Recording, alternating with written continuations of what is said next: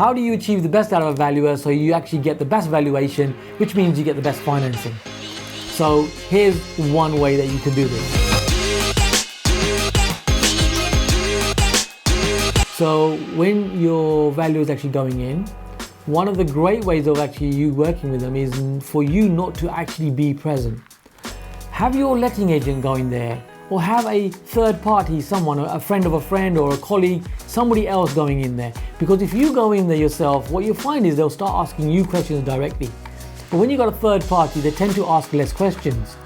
And those questions can really impact your finance in terms of what they'll actually give you as a valuation. Now, remember that the valuers are good and competent at what they do. They're risk valuers and they're working for the lender. And one of the things that they don't like, and I've had these behind the scenes conversations with valuers, and they say to me, Cam, what we don't like is investors, telling us what to do in our job. And nobody likes that, right? So my suggestion is, when you are presenting to the valuer, rather than going up to them directly and saying, my property is worth this amount, here are some valuations, and putting it in their face, what I would suggest is you be really subtle with this. So how does this work? So specifically, it's an extremely gentle conversation. So one thing is comparables are available, but the comparables that are available, you just mention them, or your third party member, person who's there, your letting agent just mentions, oh, by the way, we had a property value just down the road and that was valued at £300,000, similar property to this. I wonder how you're finding valuations.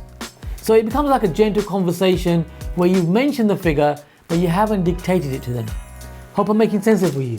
I hope you're enjoying these insights. Now, I'd love to hear your comments as well. You can click on that bell icon, get the latest notifications. Even I've worked out where that one is. And you can also subscribe to the channel.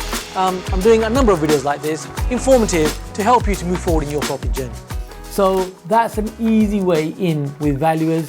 Also, when the valuers are walking around the property, let them be. Let them walk around. Many investors, what they start to do is start following them around, going into room by room. Let them have that freedom and that flexibility. Now, these are very small points, but very effective points, which will allow you to typically add another 10 to 20% to your valuation.